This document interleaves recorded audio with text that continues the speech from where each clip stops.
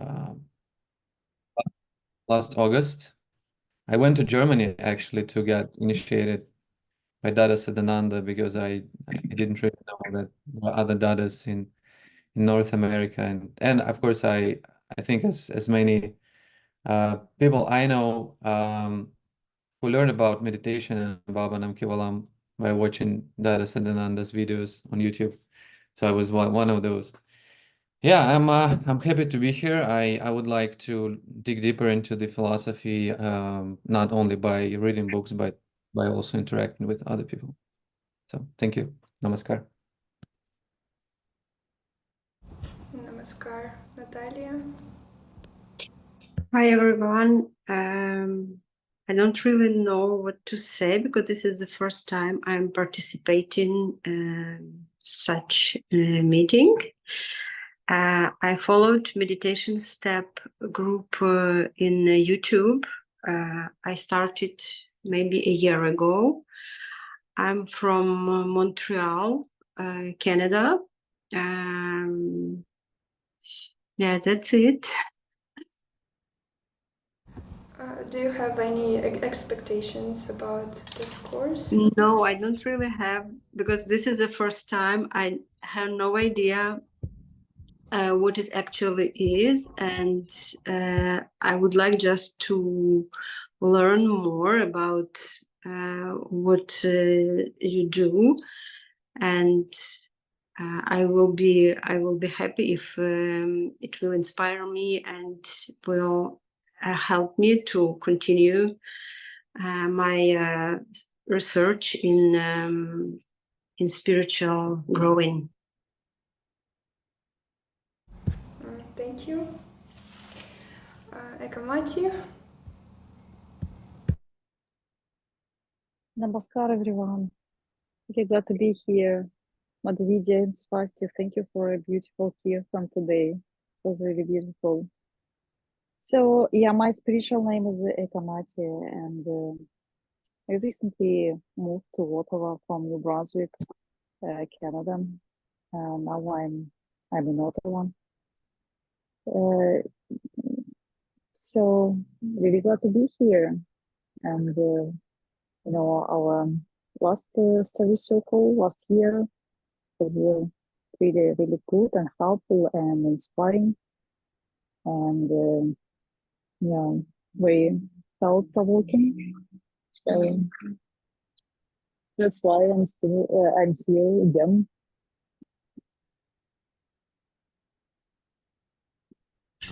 Thank you so much. And Stanislav. Namaskar. My name is Stanislav. I'm living in New York City. I practice basic meditation 3 years.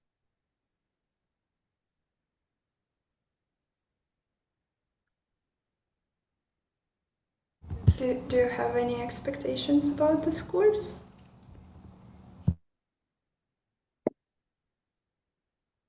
I repeat this. Do you have any expectations? Do you want to explore the topics that we're gonna present, or yeah? Should I translate to Yes. Russian? Sorry. Какие-то ожидания от курса у тебя? Что хочешь научиться? Да, ожиданий у меня и много. Мне хотя бы хоть чему-то можно было научиться, хоть что-то послушать. Вот. У меня не особо времени на это нету. Поэтому я экспресс курсы каждое утро слушаю. Вот. С вами на утренней медитации. Мне все интересно. All right. Ты из Нью-Йорка, да? Извини, если я перебью. Станислав, слышишь ты меня? Да. У нас коллективные медитации проходят в воскресенье в Квинсе, и каждую третью субботу месяца у нас здесь, я живу в Джагрите. Вот. Если есть возможность, приходи, если интересно, познакомишься. Ты где в Нью-Йорке живешь? Я живу в Бенсонхёрсте. Вот. У меня, в принципе, есть машина. Для меня это, если у меня появится время, я могу приехать. У меня просто сейчас жизнь такой тантрический период, вот, расширения сознания, так что маленький ребенок, Имей в виду, в сами общем, понимаете. если что, это Да-да, я можешь за этим контактировать. I said хорошо, we буду are благодарен. having collective meditation here in New York each Sunday and third Saturday of the month, so he could join. It's good to have like a light company. Okay.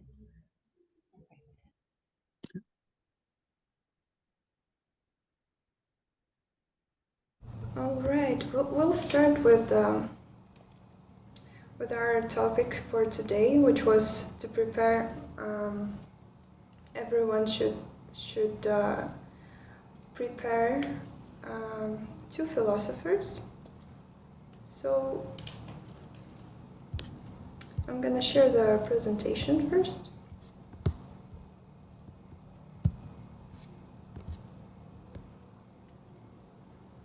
It's Unit 0, Comparative View of Ethics, Intro to the Ethics of Tantra Yoga.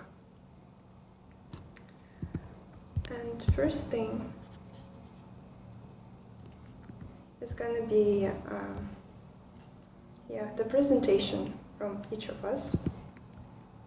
And I'll start with mind philosophers who are Lao Tzu and John Locke.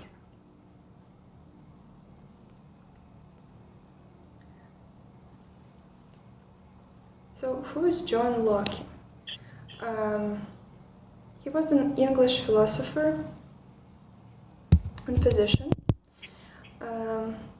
widely regarded as one of the most influential of Enlightenment thinkers and commonly known as the father of liberalism.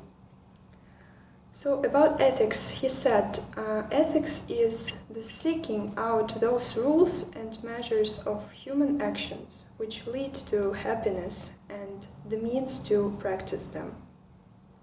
So there are several elements in what Locke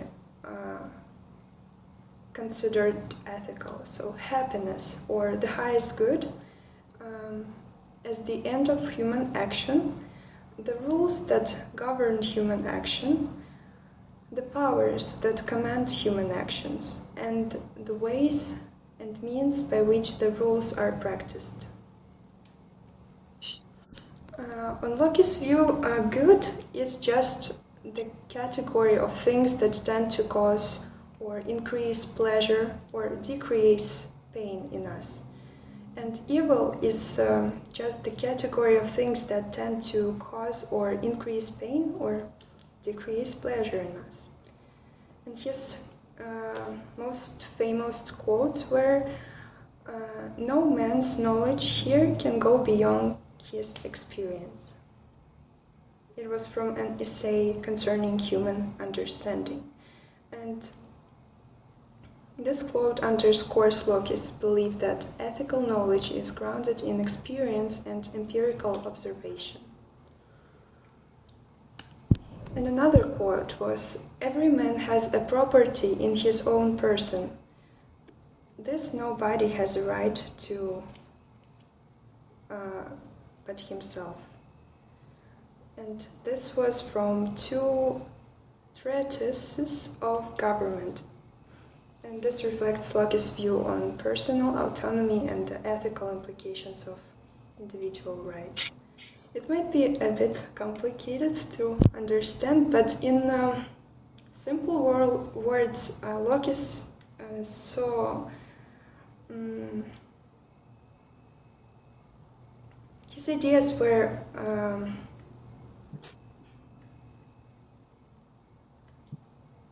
tied to his theories of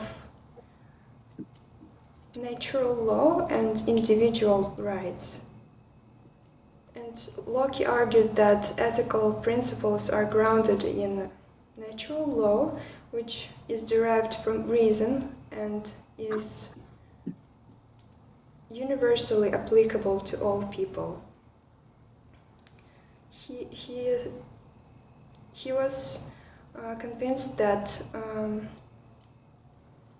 that every person has a consent and mutual respect.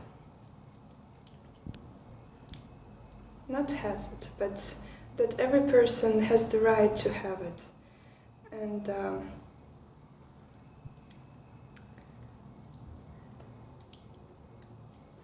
that every person can also defeat themselves if I think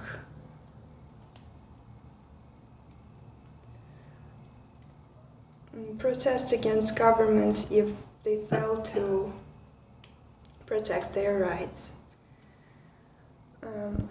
And another philosopher was Lao Tzu. It's completely different from the first one because it's an Eastern philosopher, and Lao Tzu was born in China in the 6th century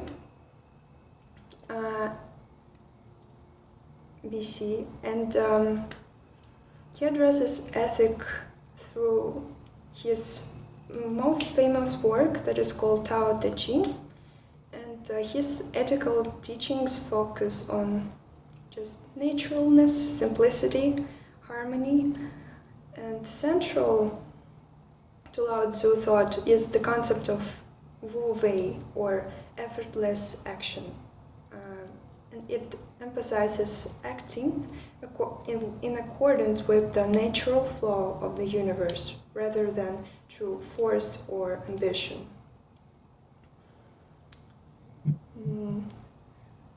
What else? Lao Tzu advocated for a life of humility and compassion. And he suggested that if people, individuals, align with the Tao, which is the energy, the force or the presence that is everywhere around us and which naturally rules our actions and what we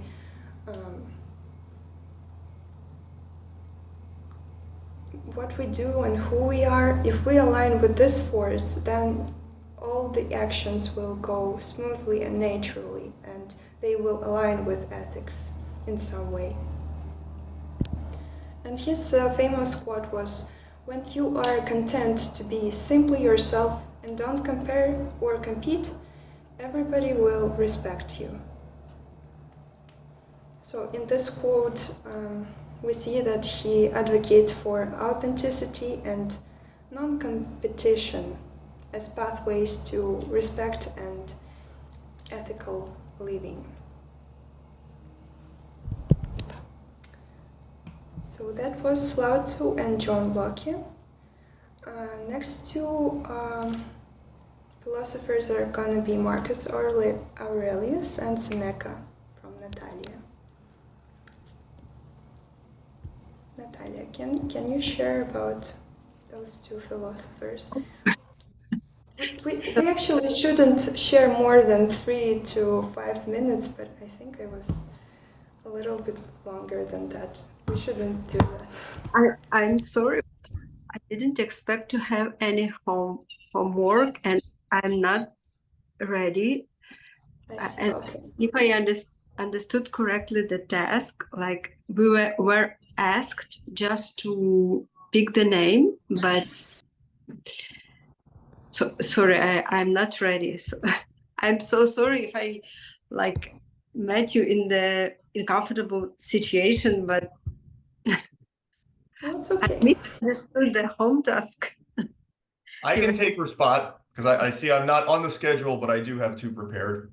Yes, you do, because we didn't add you. Yeah, I was pretty late to reach out. I forget to the other brother's name, but I can take her spot. It's okay. You can go ahead. All right. So I ended up with Confucius and Pascal. And so I'll start with Pascal. And the thing with him that I think is discussed the most is the idea of the wager. And while this is technically not my ethics quote, but it is directly related to the wager, it's a quote of his: "If I believe in God and life after death, and you do not, and if there is no God, we both lose when we die. However, if there is a God, you still lose, and I gain everything." So basically, he's arguing that if you think about the odds and the payoff, you are best off believing in God, because the negative of believing in God is limited if it turns out that there is no God. But if it turns out that there is a God, then the payoff for having believed and lived accordingly is going to be huge. And so that seems to be a core thing for Pascal, is he thinks from that perspective. I feel when you're when you're looking at ethics, let's see, what else did he talk about? Yeah. So he often discussed the moral and existential dilemmas faced by humans, suggesting that ethical behavior is complex and influenced by both self-interest and need for redemption. So again, self-interest, as well as that you're looking to be redeemed. He looked a lot at Christianity for guidance. And then the quote that I feel is a little bit closer to a direct ethics quote is: "The strength of a man's virtue must not be measured by his occasional efforts, but by his ordinary life." So he's emphasizing, right, it's the things you do on a regular basis that matter, rather than once in a while big gesture that you might do. And so he lived he was born in 1623, died in 1662. And then I had Confucius, now the eastern side. He lived in 551 to 479 BC. And he focused on this concept that is called, I guess, Li in, I'm assuming, Chinese, which means propriety. And so apparently the concept there is that they looked at the world and they felt that if you look at kind of the natural world, the universe, etc., that there was this concept of order, that the reason it could exist is because there was an order to everything. And so they believed in the idea that we need to bring the same order to society. And to go along with it, let's see, what do we got? They also emphasize this idea that impoliteness and rudeness are behaviors that, you know, act opposite ethics and creating a good society. They had a concept called Ren, which corresponds with benevolence, which is it says means considerations of others, sympathy, and compassion. And in addition to those, you also had Yi, which is righteousness, Zi, which is wisdom, and Zin, which is trustworthiness. So there's quite a few components to this framework. But again, the big thing is they believe that just like there is an order in the natural world, it is just as important to bring that order to our societies. And then the quote I have for him is: "At home, a young man should be a good son. When outside, he should treat others like brothers. His behavior should be one of trustworthy and proper, and should love the multitude at large and keep himself close to people of benevolence and morality." And also, I just wanted to clarify one quick thing about the pronunciation of my name. I'm still getting used to it myself, as I just got it a couple of days ago. It's supposed to be, I think, pronounced Lokanat. It's something between a T and an H at the end. The A is silent, Lokanat. Thank you all. Nice to meet you. Thank you, Lokanat. Thank you.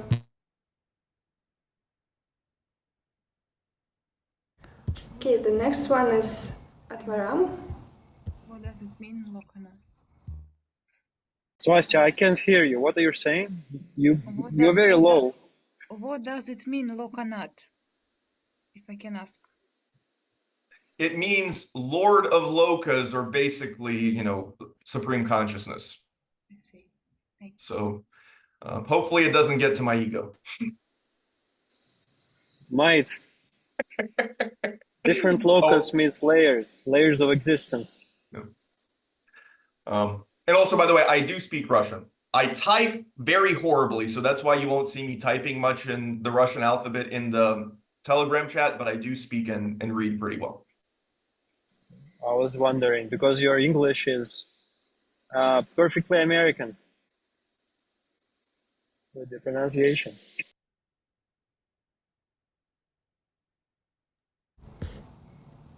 It's my turn, I guess. Yeah, yeah, thank you. You can go ahead.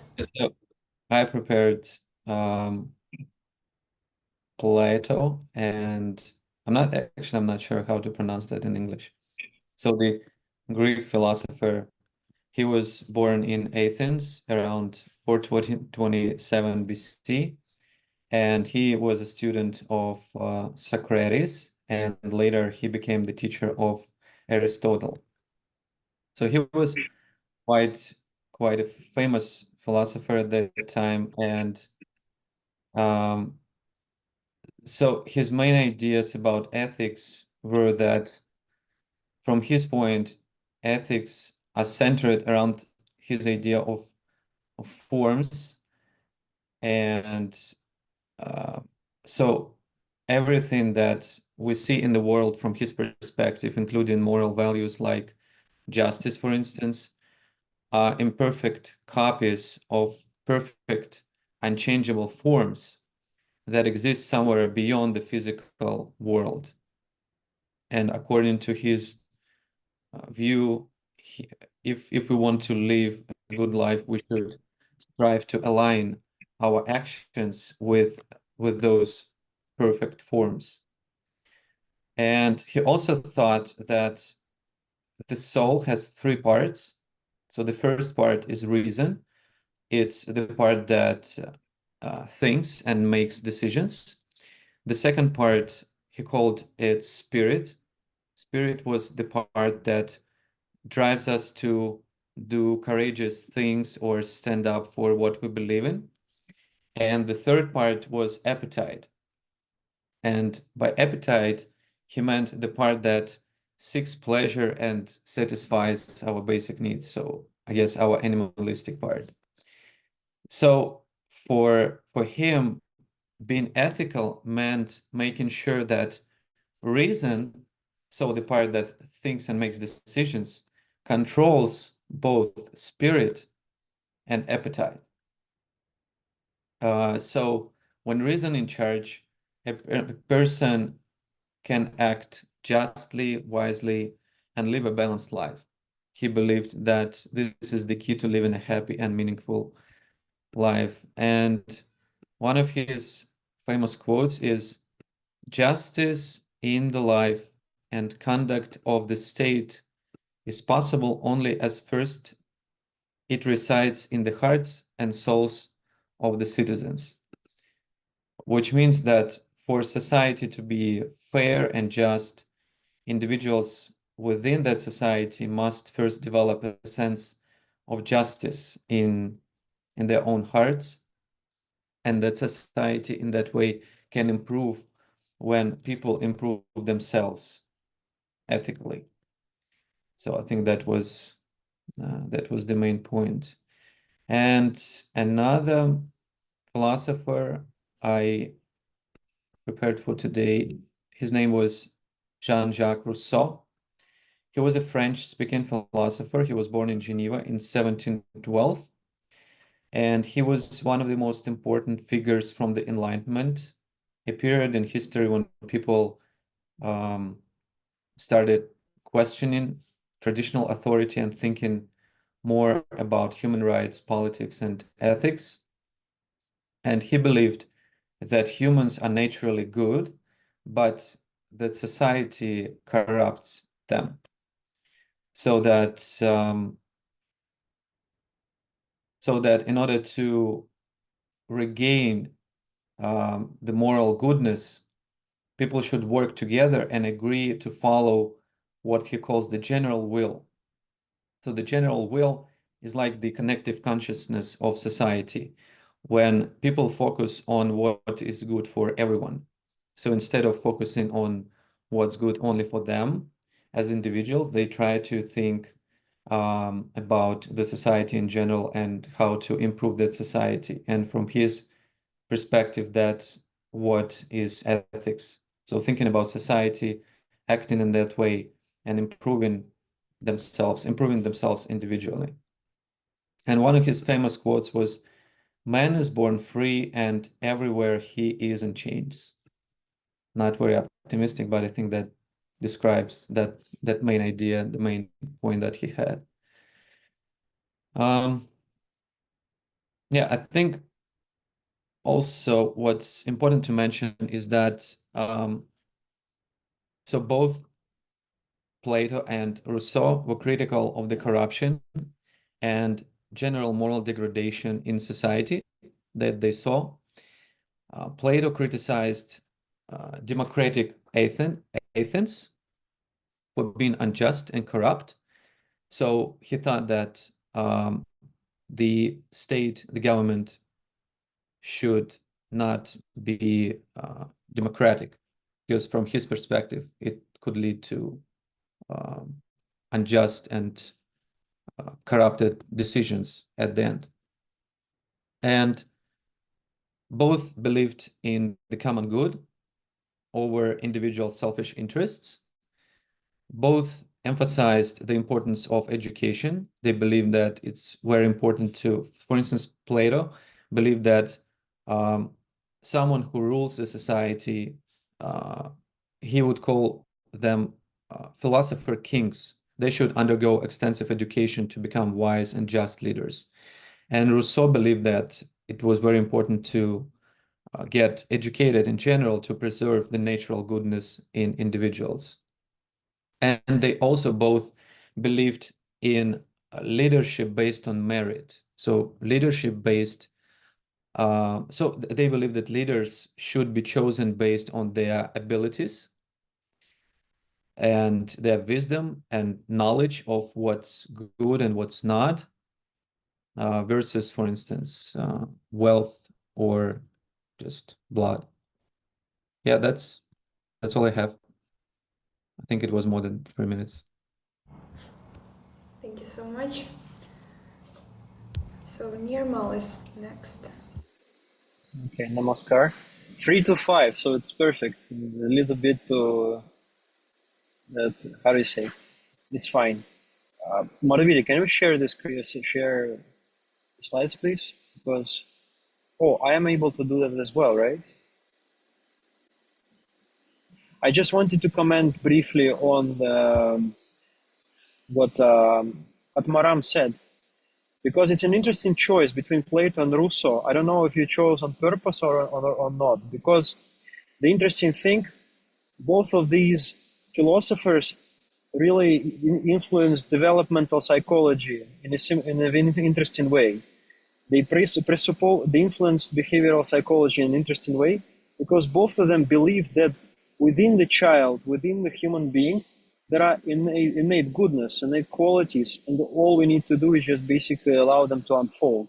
In Rousseau's case, his age that he worked in was, romanticism, and the English term education, or Latin educare, meant basically to draw out. It means draw out etymologically what is already inside to outside.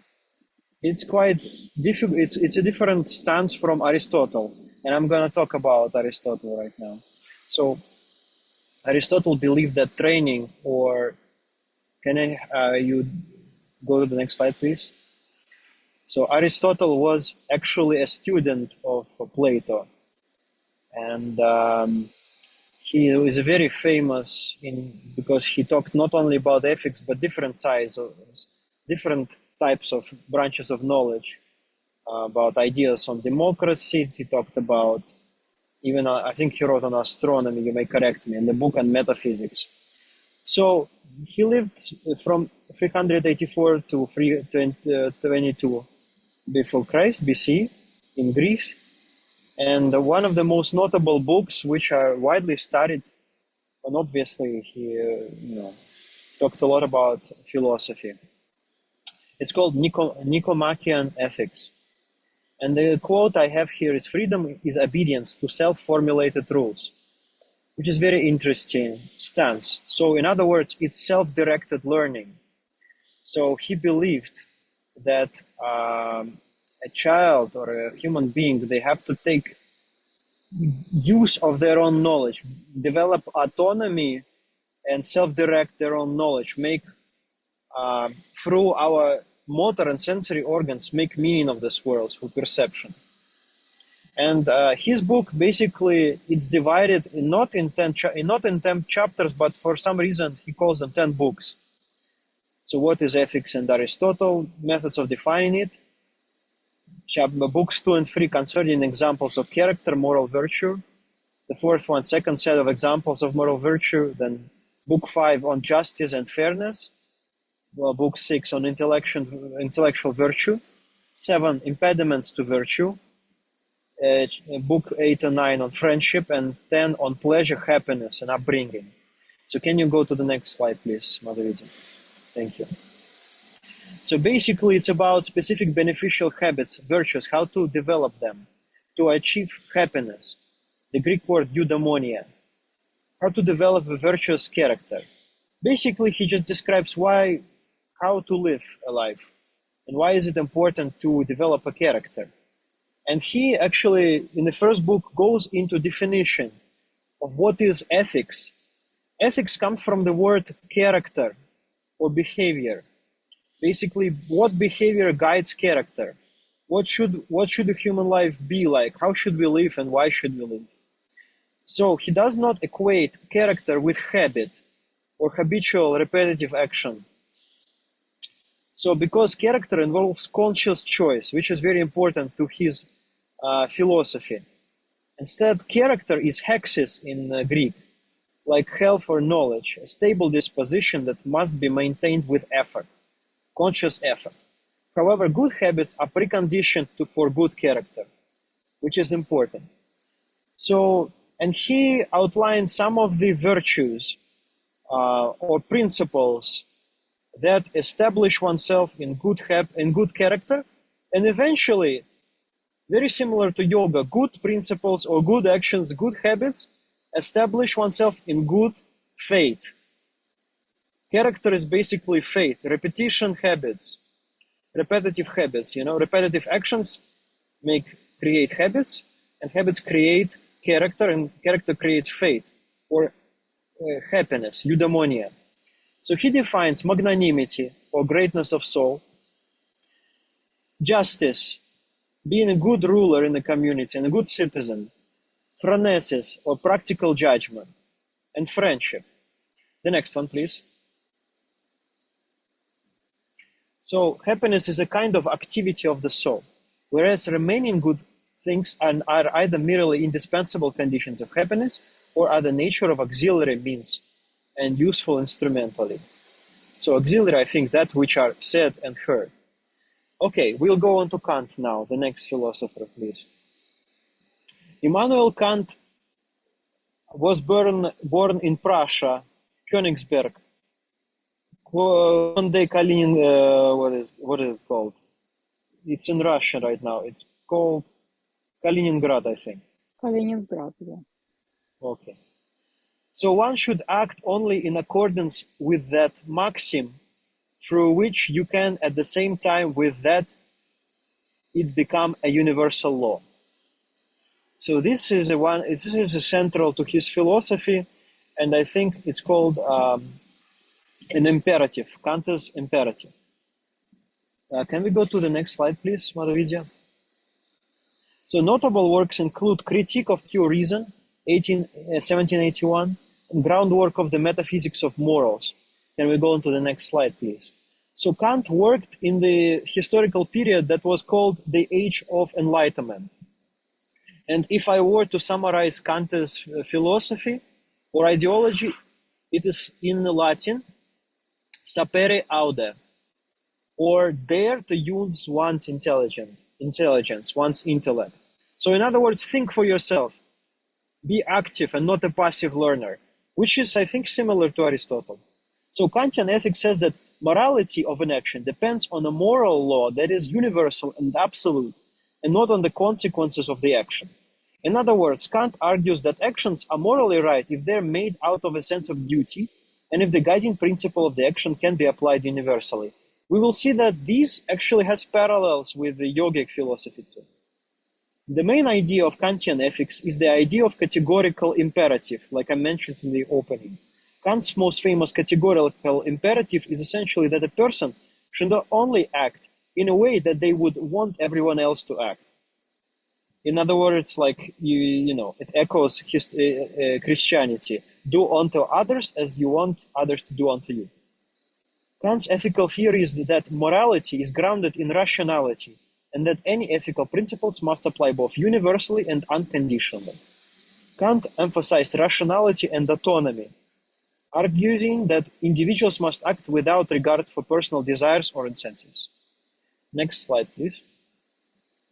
So I will not read either to save time, but basically, the idea is to live ethically, one must never treat another human being as means to some greater end. Human beings, by virtue of their unique ability to reason, are different from other forms of physical existence. So in other words, our consciousness is quite developed. So free will goes beyond the pessimistic view. And morality is not the doctrine of how we may make ourselves happy, but how we may make ourselves worthy of happiness. So that's a very interesting wording. In other ways, we create ourselves conditions of happiness, which is similar to the yogic ethics. So this is the Kant in a nutshell for you. Thank you, Madhuriti. That's it. Can we go to the next slide? Yes, thank you. Okay. So that's what I mentioned. Have the courage to use your reason. That's it. So let's go on to the next slide, please. So has everyone already spoken? No, not yet. I think there are two more people. Let's see. Yes, Jepesh? Yeah, and conclusions. So one person. Jepesh, please go ahead. And I noticed on the slide, I have Buddha and Patanjali. I think there was some confusion in our communication. I prepared for Buddha and Blavatsky. So I'll start with Buddha. I think, sorry, what? Well, Buddha, I think, needs no introduction, but very briefly, he was born in 487 BC in Lumbini. It's a state that borders Nepal and northern India. He lived a life sort of as a prince. His family sort of sheltered him from the reality of life, of the suffering of life. And he ended up turning away from his life of luxury and status to seek the supreme truth. Keep in mind, Buddha, it's not a name, but it's rather a state of being. It means one who is awake. His real name was Siddhartha Gautama. And the foundation of his teaching comes from the Four Noble Truths. The Four Truths provide a framework for understanding the nature of suffering and the path to liberation from it, because he emphasized that human existence is essentially suffering. And with his compassion, he developed a method to liberate ourselves from this suffering. The four noble truths. The first noble truth is the presence of suffering in our lives. The truth teaches that life always involves suffering. The second noble truth, the cause of suffering, is fundamental ignorance or misunderstanding about our own nature. And that leads us towards a life of craving and attachment. The third noble truth, there is a path to overcome suffering. And this state is referred to as enlightenment or nirvana. And it's the complete cessation of suffering. It's also a state of freedom, peace, and liberation from the cycle of birth and death, of reincarnation. The fourth noble truth is the path. He emphasizes the eightfold path, and it's essentially a spiritual, ethical way of living where we develop wisdom within ourselves, and we can embark on a similar journey to the Buddha and potentially become Buddhas ourselves. And the eightfold path is right view or right understanding. It's insight into the true nature of reality, right thought, the unselfish desire to realize enlightenment, right speech, using speech compassionately, right action, using ethical conduct to manifest compassion, right livelihood, making a living through ethical and non-harmful means, right effort, cultivating wholesome qualities and releasing unwholesome qualities, right mindfulness, which is whole body and mind awareness, and right concentration, which is essentially certain forms of meditation or concentrated practices. And now I'll move on to Helena Blavatsky. She was a philosopher mystic who founded Theosophy. She was born in 1831 in the Russian Empire. So the premise of Theosophy is that there was once an ancient wisdom religion found across the world, but humanity has lost it. It was known to many ancient figures, such as the Hindu sages or the ancient Egyptians. And Theosophy doesn't see itself as a religion, rather a philosophical system that draws on the major traditions, such as Hinduism, Buddhism, Gnosticism, Hermeticism. So it doesn't preach to be a religion, but it sort of uh, obtains a lot of its teachings from these wisdom traditions. And the core of Theosophy is that each of these wisdom traditions, their core teachings are all the same, which is it touches upon the fact that there is a supreme entity and everything in the universe is an outward reflection of this divine entity. And the purpose of life is spiritual liberation from the bondage of karma and reincarnation. And this spiritual reality can be achieved through mystical experiences, through practices such as meditation. So if you look into Buddhism, you see the Eightfold Path that can liberate us. Within yoga, you have the path of the eight limbs that can liberate us.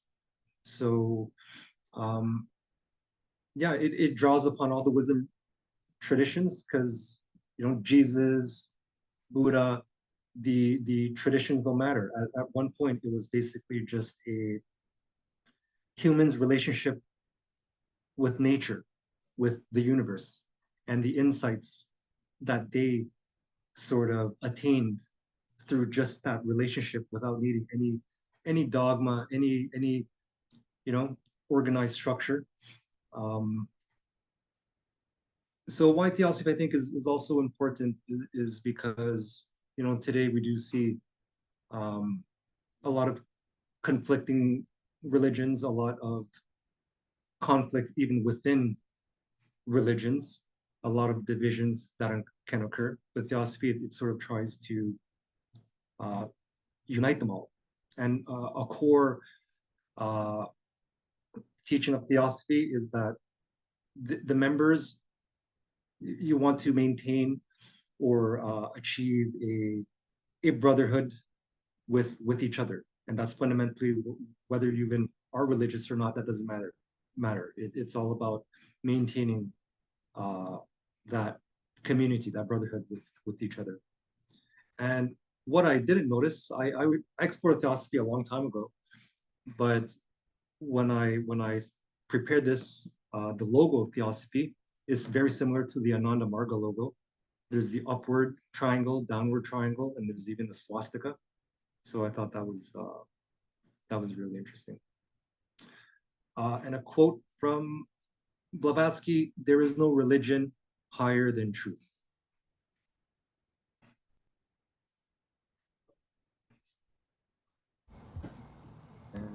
All That's it. right. Thank you, Japesh. I'll give the word to Nirmal now to conclude. I wanted to just interject for just 1 second. All this talk about parallels to yoga gave me the urge to share one more quote I had from Pascal that I liked. And the quote is, "All men's miseries derive from not being able to sit in a quiet room alone." And I feel we do quite a bit of that, right? Sitting in a quiet room alone. A bit, a little bit, not forever. Then you become a Christian ascetic called Отшельник, or like a Syrian mystic. Anyways, thank you so much for facilitating. Madhuvija, thank you for hosting. Thank you for doing this amazing work. Thank you for sharing. I will be rewatching this recording because I want to hear what other people said. See, I think it's an amazing exercise of comparing different philosophies on this, because really it's not pinned down. There are different perspectives on the same thing, but I think what we're kind of gathering, this topic is important. Like probably one of the most subtlest minds, sentient people of this universe, or this, well, I don't know universe, but planet Earth, they have been thinking about this topic for some reason, because it is important. So in the video that I kind of shared, an introductory, there is a difference between law, morality, and ethics. So law is formal rules how to behave in a society.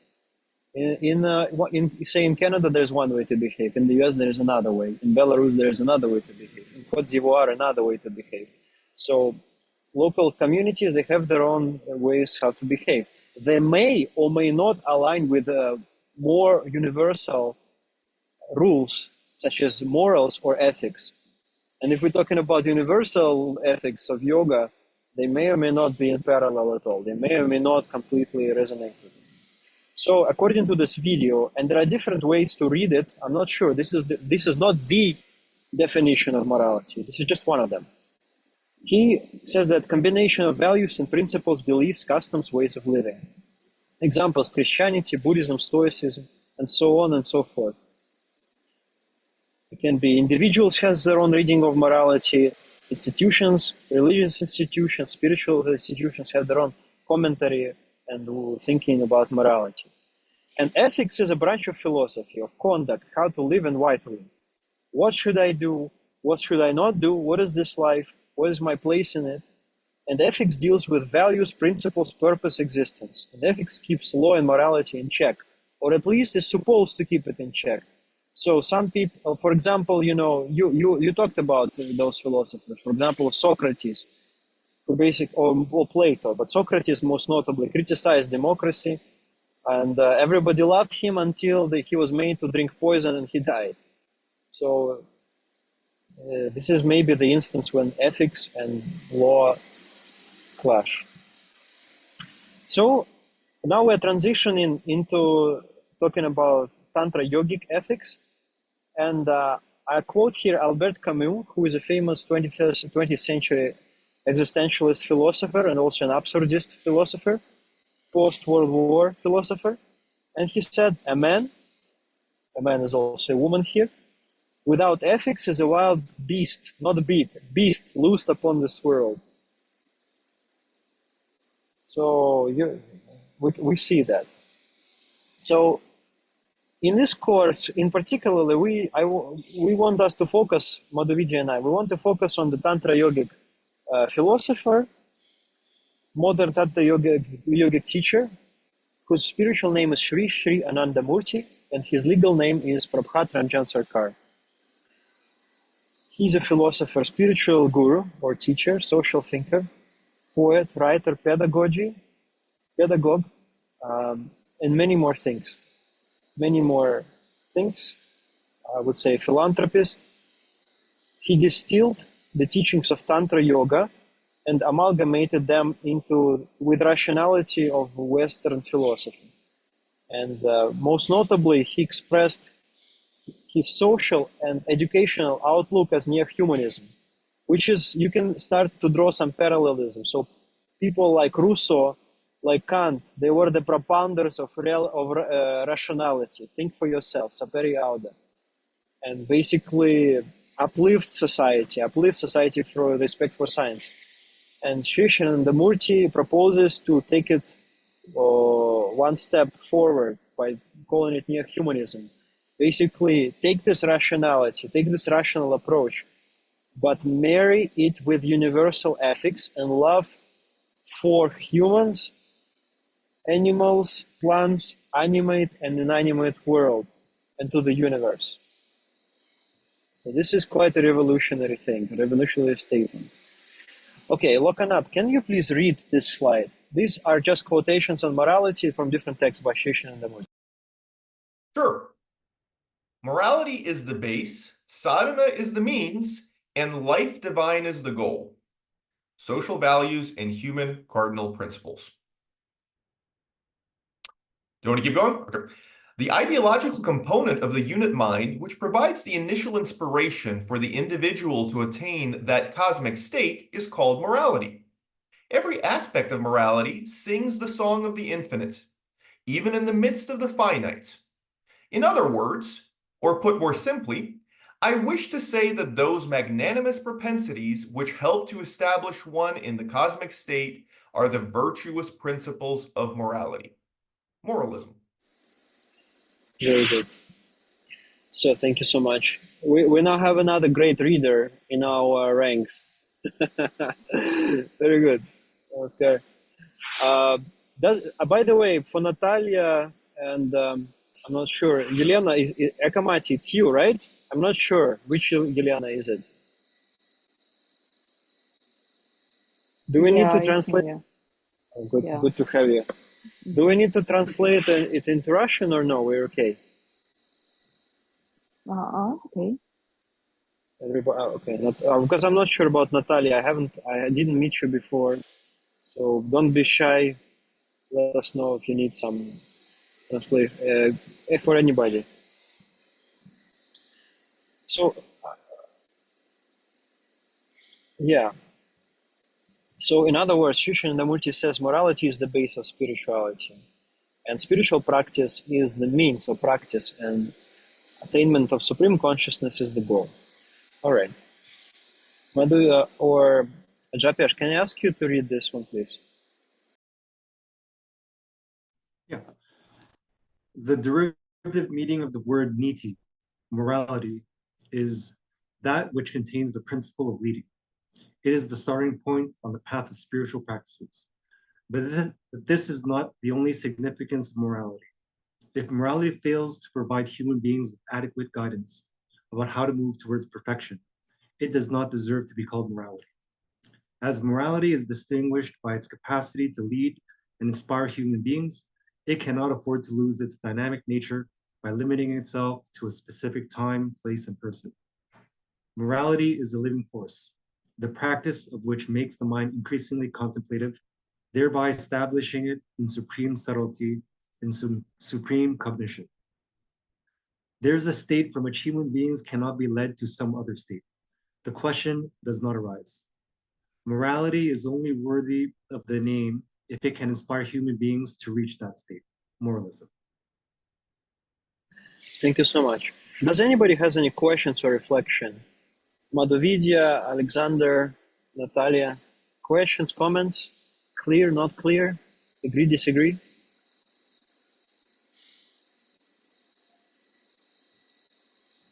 I think it's interesting that he calls it a living force. Mm-hmm. Yes, yama niyamas are actually, they're very alive principles. They're inspirational and they're in the foundation. The foundation that kind of, the living force, as you mentioned, that pushes us forward towards subtlety. And I think it's interesting that Niti is also leadership. So in other words, that's why his word. Can anybody explain to me what the name of this discourse mean? Be Sadvipra and make Sadvipra. What does Sadvipra mean? Can anybody explain?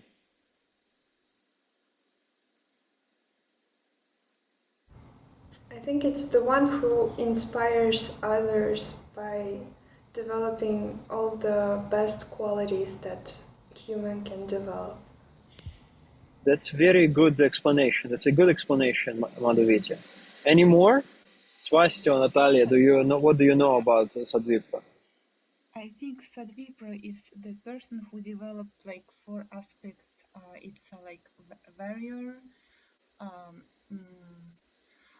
knowledge, and then You're a little quiet, Swastika. Can you come a little bit yeah. closer to the speaker, or Yeah. I don't Can know you why? hear me now? Can you hear me now? It's a bit better, yes. I think Sadvipra, it's the person who developed the four qualities. I don't exactly remember, but I think it's like a warrior, and then the person who is Shudra. I don't know how to Worker, translate. worker, Worker, and laborer, then laborer, and then Gyana. Has knowledge, intellectual, intellectual, and spiritual, right? If I'm not mistaken. and capitalist or entrepreneur, Okay, and yeah, yeah. Vaishya, entrepreneur, Thanks, merchant. thanks. Yeah. Very good. So Swasti gave it the perfect definition. So it's he or she is a perfect. She elaborated on Madhuvitya's explanation. Yes, develops the best qualities. It's an all-around developed human being, a spiritual revolutionary. This is the concept of Shri Shanandamurti. So Sadha, like Dada Sadananda. Do you remember Dada Sadananda explained what his name means? Can anybody explain? Atmaram, you are Dada's student. Maybe he explained to you his name. What does Sadananda means? Sad Ananda. I thought it was based on the word sadhana. No? And sadhana is based on the name Sad. And Sad and sadhana is based on the word Satya. Sat means unchangeable, going no metamorphosis. Sat means it's the cinnamon. It's not a cinnamon. It's a synonym of supreme consciousness, of God, of consciousness, of supreme truth. Immutable means it goes no mutation. It's always is the same, beyond time, place, and person. So that's why sadhana is becoming that. It's the process of becoming that. And vipra means intellectual. So it's ideal intellectual. Ideal intellectual, inspired by God, inspired by the highest ideals. So it's very similar concept to Aristotle or Plato, who dreamt of philosopher kings, philosopher rulers, somebody who is established in morality. Okay, who wants to read this one? Who has been silent? Madhuvitya, who who needs to be put on the spot? Put them on the spot, please. Or ask them. We are not going to force any. Akamati, perhaps? Yeah, okay.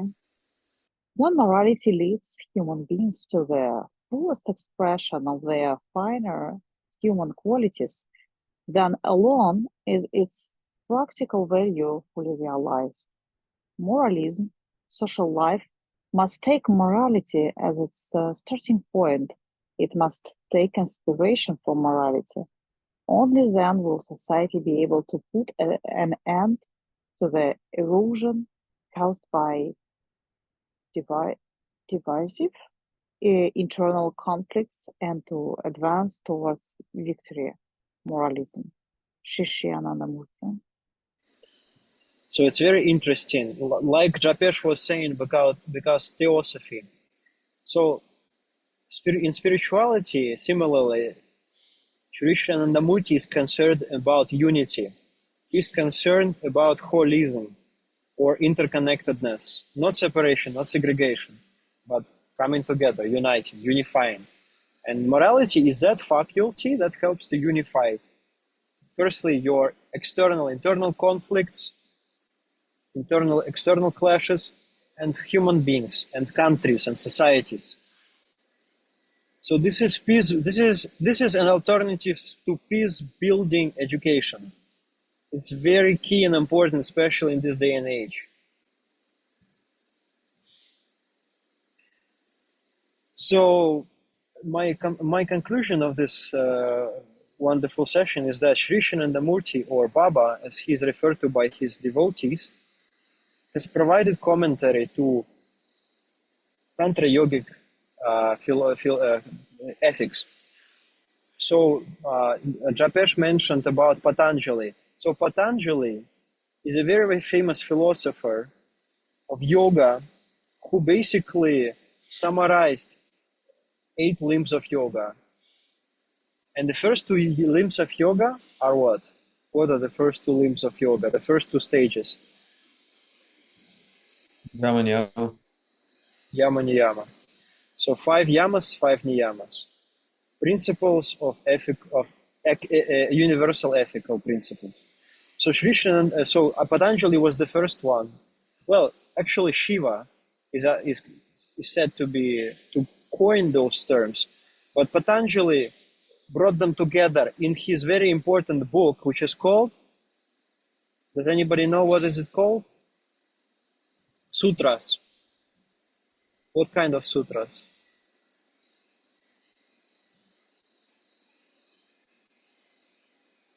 Going 1, going twice, going 3, going 4, 5. Anybody wants to try to guess what's the first word? Ananda Sutra. Which one, Svasti? Ananda Sutra. This is Sri Anandamurti's. He wrote it in the 20th century. But great try. Thank you for trying. Great. No problem. Yoga Sutras. It's called Yoga Sutras. So Sri Anandamurti comments in his book Guide to Human Conduct. It's a commentary to Yama and Niyama, universal ethical principles. So he defines them.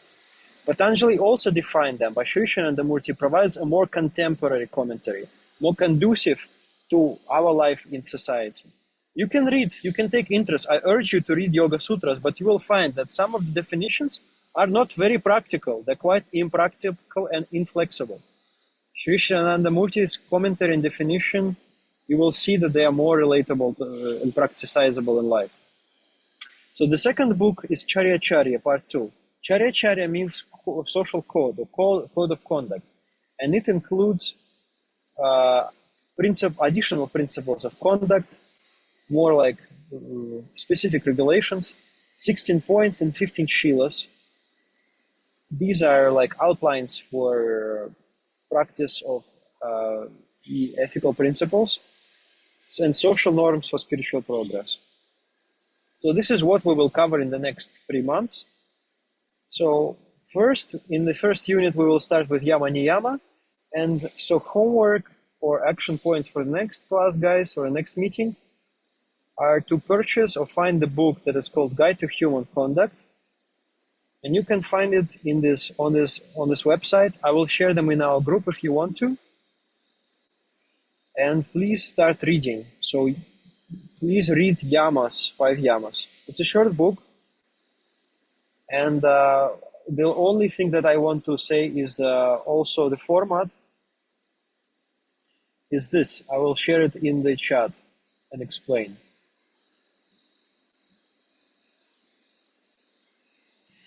So I would like to ask for a volunteer. Who would like to, I will do, I think, a short introduction.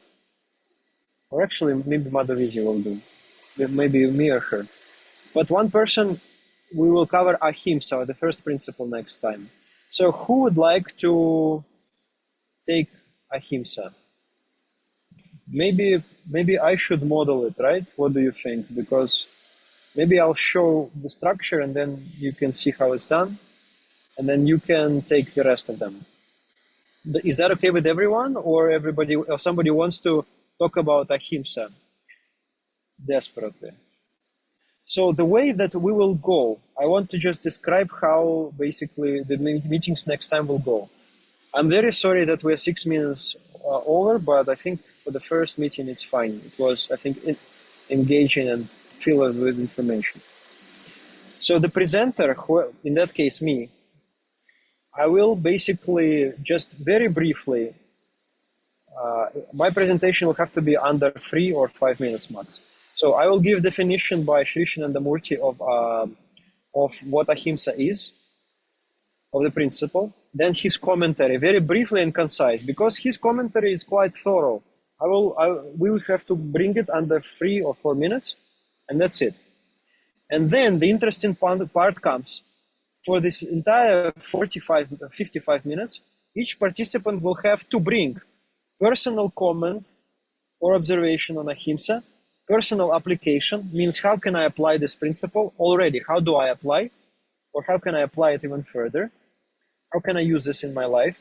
And then bring a quote from a book or a story or a film example that illustrates this principle. And if you want to get 5 stars mark, it's a joke, like golden star or whatever, задание за звездочкой. You can write a poem, song, illustration inspired by this principle. Guess what? My friend Ishvara, who works in Lego in Sweden, he started, what do you call it? A comic series. And him and I, him and me, we were designing this comics. It's called 10 Masters. So basically, stories about 10 principles. But each principle, yama niyama, he made it into a person, or say into like a Jedi master, or like a master of some sorts. And there is a story of how they become established in their principle.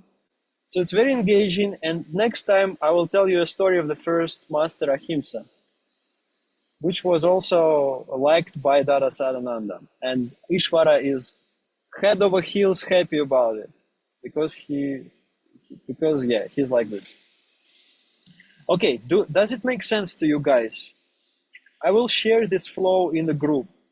If you're not in North America Prachar Study Circle, please let me know, let Madhuvidya know, she will add you or I will add you.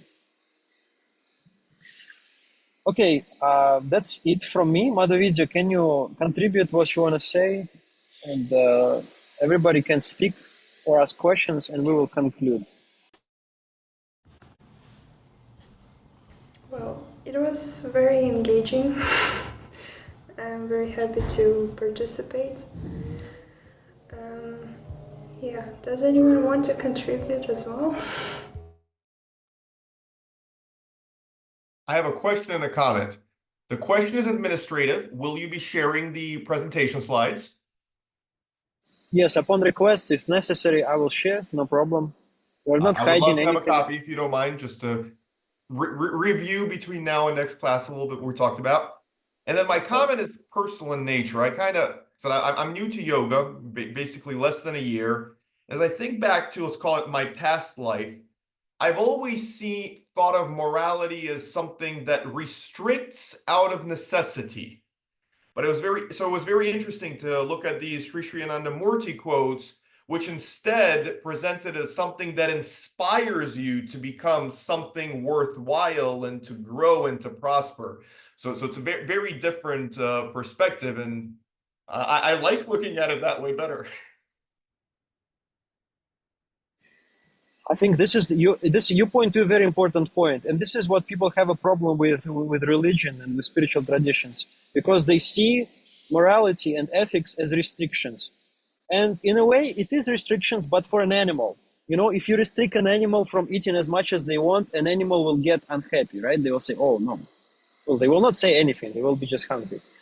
But for a person who develops rationality, or who wants to grow, who wants to study, who wants to elaborate, who wants to have relationships, who wants to be happy in relationships, who wants to have family, who wants to live in society, who wants to have a job, then comes a question of adaptation. And if you want to be spiritually happy or realized, then what Anandamurti is saying, Sri Anandamurti is saying, we should contemplate consciously and rationally and autonomously, not with being imposed to do that, to meditate on those principles and apply and, contemplate on them. That's why the way we structure these classes with Madhuvidya, what we propose is that each person contributes their own understanding, because Sri Anandamurti, it's his comment. He's a spiritual master. He is arguably realized. But we are human beings. We're on the way. And we have to kind of get ourselves there, not by kind of not by being squashed by these rules, but by trying to understand, apply, and get inspiration from them. So you're pointing to a very important point here. Thank you so much. Any more comments, questions, concerns, вопросы, что-то непонятно? Please.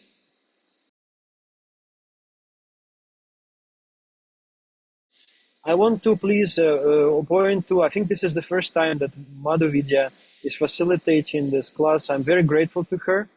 I'm now able to take a class in psychology due to her help. I'm very grateful because my personal development is very grateful to you for this. And also thank you for the great work that you've done, that you're doing. And I want to thank you on behalf of this group. Great work. This is not an easy task.